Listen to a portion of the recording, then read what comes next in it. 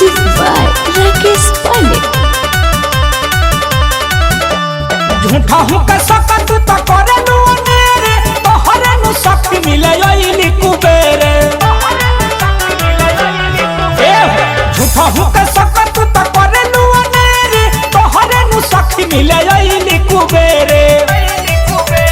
कोइले का बियाह रानी के भुलात नहीं खा, कोइले का बियाह मम जरनी के भुलात नहीं खा। नजरी से उतार गइल नदी हो ए नाती। अरे बोला दादी कहबे दादी ते कहबे नाती कहबे नतिया तो धके कोस देम बतिया।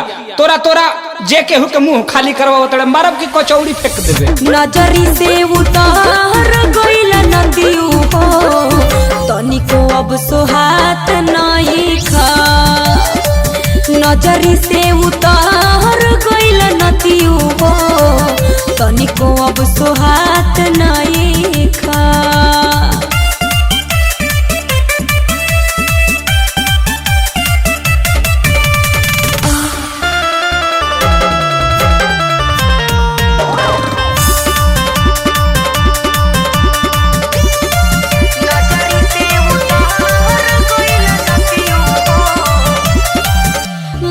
जा तुम्हारे जानी ले यार हो जहिया भेटा जाते हम ओकर मंगिया जार हो।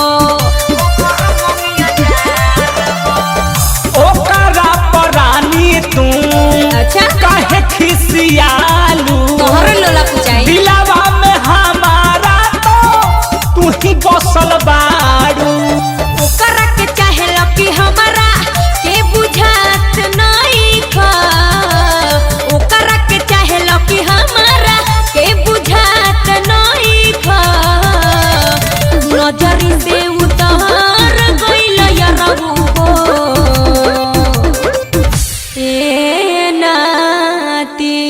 अरे बोलो दादी नदी में बूढ़ी मार के पानी पियता रह रुको भेटा दे तब हम ओकरा के बतावतानी। तो ओकरा पर काहे खिसिया तड़ू। प्यार के बात कोनो प्यार से न कहल जाला त नाती आती कहे लागो तड़ू।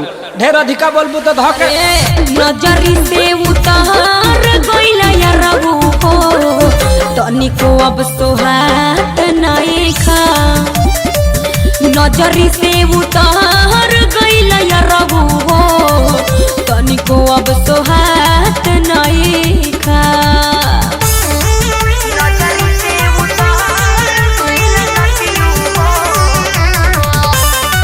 Music by Rakesh Pandey।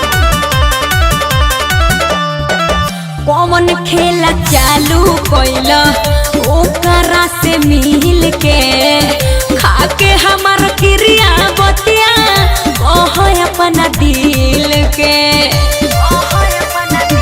अरे कहो ना कैसे के तोहारा के हम समझाई। ओ पी बिहारी संगे तू करेलू लड़ाई। दीपक राजू बोले में झूठ लजात नहीं का। दीपक राजू बोले में झूठ लजात नहीं का। नजरी से उतार गइल नदी हो ए नाती। अरे बोलो दादी देख लेनी रानी के संग फेर लूं तब मुंहे में बेलना हुर दे जान ली हो। अरे अरे फिर टेंशन वाला बात बतियावे लगले लागब लतियावे अभी नु कि बुझा जे तोरा। नजरी से उतार गइल यारबू हो तनिको अब सोहात नहीं खा। नजरी से उतार गइल यारबू हो तनिको अब सोहात नहीं खा। तार चलिए नु सब कहवा बताए तू ही नु कहवा बता रो।